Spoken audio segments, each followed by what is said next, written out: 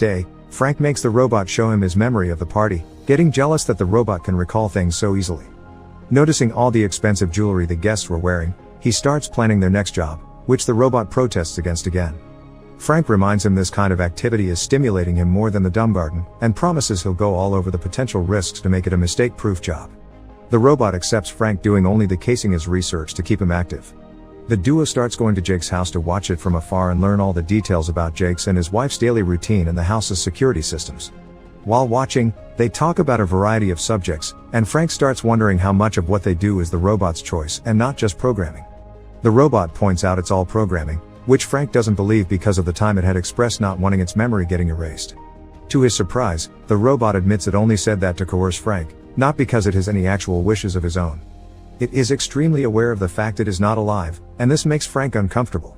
One evening, while working on his plans, Jennifer knocks on the door, saying she's come over for dinner.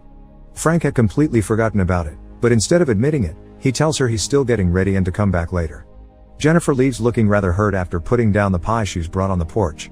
The next day, Frank wraps up Don Quixote and goes to the library with the intention of gifting it to her, but he hears the modern music coming from the building and changes his mind. The two of them continue to watch Jake throughout the week, until one day, their planning and scheming is interrupted when Madison shows up of nowhere at the house. She's been thinking a lot about how she hasn't been there for Frank, so she's come to save him from the robot, or so she claims. Frank tries to tell her he likes the robot, but she ignores him and uses the password she got from Hunter to shut it down. Even if he has his daughter's company now, Frank misses the robot and the way it cared for him, which Madison doesn't even start to match.